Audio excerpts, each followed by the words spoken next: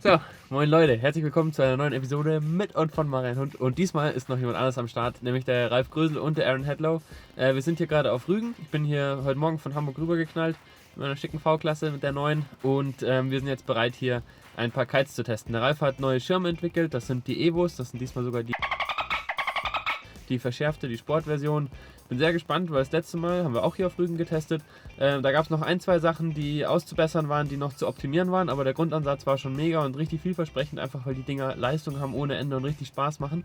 Und das sind jetzt die überarbeiteten Versionen und ich bin super gespannt, wie die ausschauen und was es da Neues gibt. Ich nehme euch einfach mal mit zum Testen, wie das ausschaut, was wir da machen, auf was wir achten, und da sind sicherlich auch ein paar Tipps für dich dabei, wie du, wenn du zum Beispiel einen Schirm am Land hast, wie du den beurteilen kannst, auf was zu achten ist, was für Vorkehrungen du treffen musst im Vorhinein und so weiter. Bleibt dran, es wird sicherlich spannend.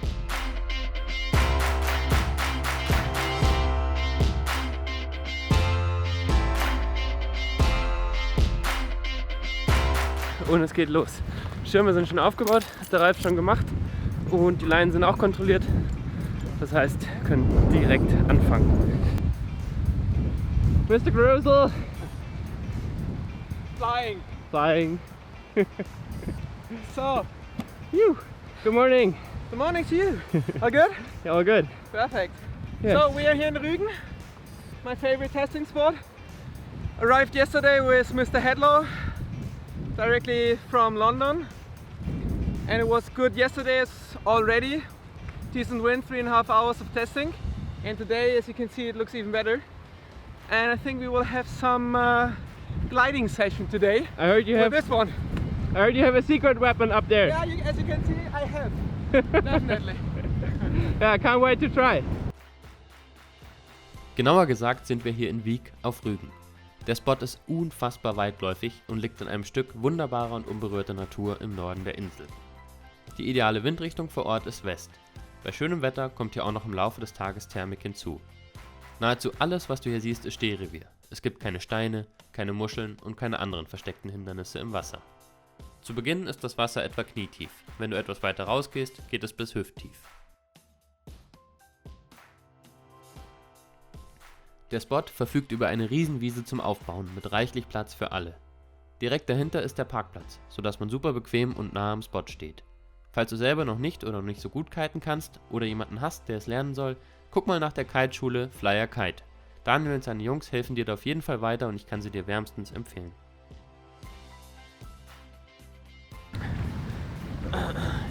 Auf uns zwei Kasperl scharf, sehr gut. So Ralf, es gibt ja noch eine Sache, die weiß eigentlich noch niemand, ne? Das, Ja, also du weißt es, ne? Richtig. Richtig. Aber ich bin ja ein Niemand. Würde ich so nicht sagen. Ja, okay, gut. Aber es gibt da einen Kite, der wahrscheinlich noch sehr viel Aufsehen erregen wird und der hat auch einen Projektnamen intern, ne? Hat er. Hat er, sehr gut. Wie lautet der denn? Soll man das wirklich sagen? Kota heißt der. Kota. Ja. Wofür der ist, kann sich jeder selbst denken.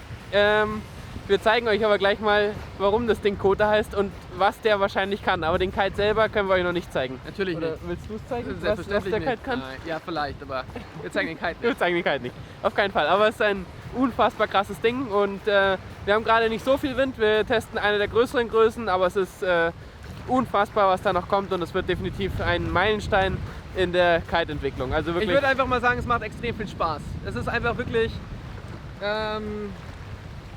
es erweitert nochmal das Kiten um einen relativ großen Punkt. Also speziell auch das Kiten auf dem Twin-Tip.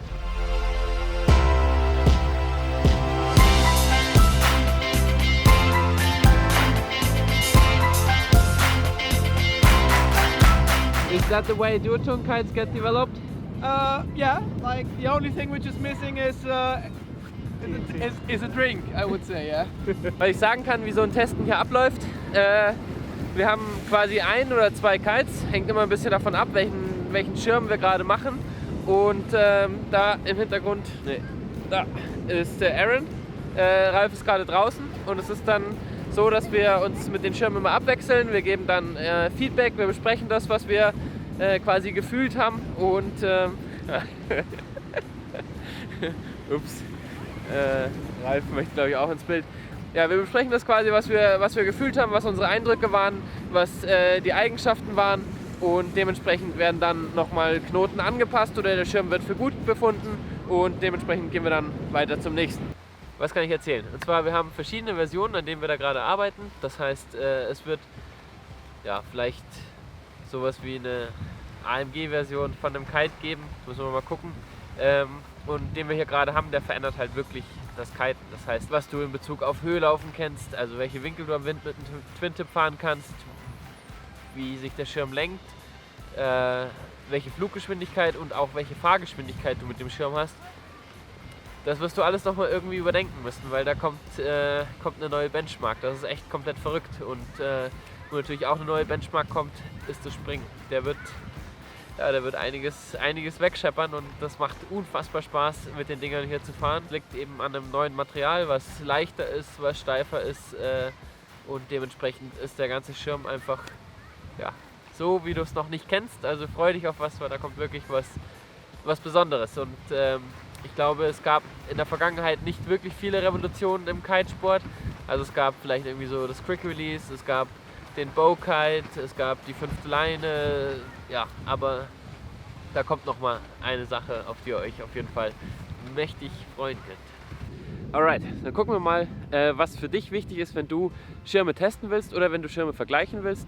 Was sind eigentlich erstmal so die Grundvoraussetzungen? Also was ich aus meiner Erfahrung heraus sagen kann, ist es unfassbar wichtig, dass du die Schirme auch wirklich bei identischen Bedingungen vergleichst. Das heißt, es geht nicht, dass du den einen Schirm beispielsweise in Kapstadt testest und dann sagst, gut, dann teste ich den anderen Schirm nochmal irgendwie in einem Leichtwindrevier, beispielsweise irgendwo auf bayerischen Seen. Das macht überhaupt gar keinen Sinn und auch ein großer zeitlicher... Hast du mich gerufen? Solche Testtage sind immer relativ intensiv und zeitraubend. Deshalb habe ich es da leider nicht geschafft, noch das Video fertig zu machen. Ich mache das jetzt hier einmal noch fertig. Sollte auch passen. Ganz kurz nochmal zusammengefasst. Probier, dass du das Ganze auf jeden Fall am selben Spot machst, mit möglichst gleichen Bedingungen. Idealerweise machst du das Ganze an einem Tag und perfekt ist es, wenn zwischen den Schirmwechseln nahezu keine Zeit verstreicht.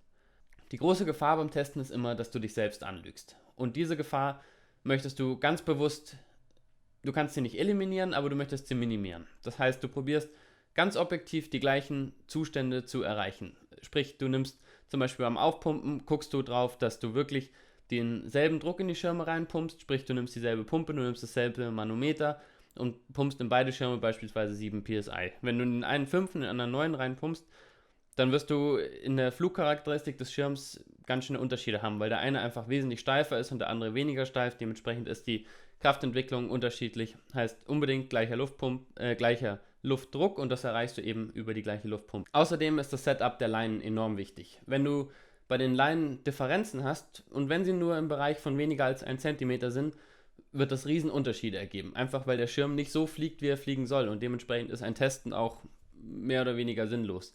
Guck deshalb unbedingt, dass die Leinen richtig eingestellt sind. Ich habe hierzu schon mal ein Video gemacht, ich verlinke es dir hier, da, keine Ahnung, irgendwo ist das Video hier verlinkt und guck unbedingt, dass die Leinen entsprechend passen. Wenn du 2 Schirme testest, musst du eben auch 2 Bars einstellen und dabei ist es dann umso wichtiger, dass sie wirklich identisch sind. Beim Testen selber sind für mich immer die ersten Sekunden ausschlaggebend. Das heißt, das ist für mich persönlich immer der wichtigste Bereich, weil ich da quasi noch nicht an den Schirm gewöhnt bin und genau sagen kann, was ist bei dem Schirm anders, wie fühlt er sich an und ich probiere hierbei eben genau darauf zu achten, wie nimmt der Schirm die Lenkbefehle wahr, wie ist das im Bereich Depower, Unpowern, wie entwickelt der Schirm die Kraft. Das heißt, ich probiere einfach alle Eindrücke möglichst aufzusaugen und so ein Gefühl für den Schirm zu entwickeln. Und mit ein bisschen Übung und mit ein bisschen Erfahrung kommt man eigentlich auch ganz gut rein und kann quasi dann den Schirm auch beurteilen und einschätzen.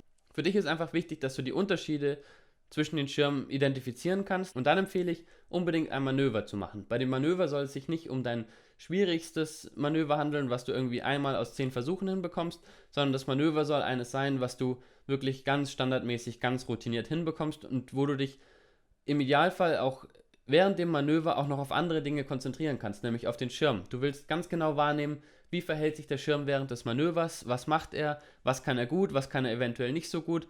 Und in dem Moment, wo du immer das gleiche Manöver machst, kannst du dich auch relativ gut darauf verlassen, dass du eine Vergleichbarkeit da irgendwie reinbekommst und dass du sagen kannst, wenn ich bin der und der Typ Fahrer und ich brauche die und die Eigenschaften und da ist dieser Kite einfach besser während des Manövers. Der unterstützt mich besser, der gibt mir mehr Feedback, der macht es mir leichter, da gibt es ganz viele Faktoren und dementsprechend gibt es auch nicht den besten Kite, sondern es gibt eigentlich nur den richtigen Kite für den Fahrer und da sind wir eben alle unterschiedlich und haben unterschiedliche Anforderungen. Als Manöver funktionieren für mich persönlich beispielsweise super gut ein ganz normaler, einfacher Sprung. Das heißt, da kann ich wirklich mich komplett auf den Schirm konzentrieren und darauf achten, wie gut ist die Hangtime, wie gut trägt der Schirm. Aber auch eine Rückwärtsrotation oder eine Vorwärtsrotation, beispielsweise so richtig über Kopf gedreht, funktioniert sehr gut, um zu gucken, wie gut ist das Feedback des Kites. Das heißt, du drehst und kannst währenddessen nicht auf den Kite gucken und musst dich ganz auf das Gefühl verlassen, welches dir der Kite gibt. Und dementsprechend kannst du das Feedback sehr gut beurteilen. Auch ein einfacher Transition-Sprung gibt dir ein gutes Gefühl, wie der Schirm trägt und wie er reagiert, wie die Kraftentwicklung ist. Das sind so meine Basic-Sprünge und die kann ich auch jedem so ans Herz legen, dass er das mal probiert, wenn er denn vom Level her schon da ist. Ich weiß, Testen ist immer mit viel Aufwand verbunden und das funktioniert nicht so mal eben zwischen Tür und Angel, sondern das muss man sich wirklich überlegen und muss man sich vornehmen. Aber hey, wenn du ehrlich bist, dann ist ein Schirm, der zu dir passt, ist sehr viel wert. Und wir kennen das alle, man ärgert sich irgendwie eine Zeit lang mit Material rum, was vielleicht nicht so richtig zu einem passt, irgendwie vielleicht auch Leinen, die nicht hundertprozentig stimmen und man weiß, das stimmt nicht hundertprozentig, aber du willst einfach immer schnell aufs Wasser, du willst möglichst die Zeit auf dem Wasser maximieren, aber in dem Zusammenhang ist es auch irgendwann einfach mal wichtig, dass man sich die Zeit nimmt und ganz bewusst testet und ganz bewusst auch sein Material anguckt und dementsprechend kann ich es dir wirklich nur empfehlen, nimm dir irgendwie einen Tag Zeit, guck, dass du diesen einen Tag nur zum Testen nimmst, nimm dir am besten noch einen Kumpel mit, der ungefähr auf einem ähnlichen Niveau ist wie du auch, dann könnt ihr euch da ganz gut ergänzen, ihr könnt euch austauschen und vor allem könnt ihr auch gemeinsam testen, weil Testen alleine funktioniert eigentlich ehrlich gesagt nur so medium. Das heißt, mein Tipp an dich, nimm dir jemanden mit, der ungefähr auf dem gleichen Level ist, mit dem zusammen testen kannst und günstige Gelegenheiten hierfür sind beispielsweise Festivals, das heißt, hier könnt ihr euch einfach die Schirme, die ihr miteinander vergleichen wollt, nimm dir da auf jeden Fall nur 2 Schirme, maximal 3 Schirme, die du da auf einmal vergleichen möchtest, einfach um da auch ein gewisses System beibehalten zu können. Und dann kannst du da beispielsweise mit deinem Kumpel zusammen, könnt ihr euch abwechseln und könnt dementsprechend die Unterschiede des Schirms wirklich perfekt erfahren. Eine weitere Möglichkeit, die sehr gut funktioniert, ist, dass du zum Shop deines Vertrauens fährst und fragst, ob du dir die entsprechenden Schirme für zum Beispiel das Wochenende ausleihen kannst. Das soll es gewesen sein mit dem Video. Falls du diesen Kanal noch nicht abonniert hast, freue ich mich wirklich sehr über jeden einzelnen Abonnenten, der dazukommt, dass hier mal ein bisschen Schwung in die Kiste reinkommt. Und wenn dir das Video gefallen hat und du einen Mehrwert daraus gezogen hast, lass gerne einen Daumen nach oben da und dann sehen wir uns im nächsten Video wieder. Bis dahin, auf Wiederhörnchen.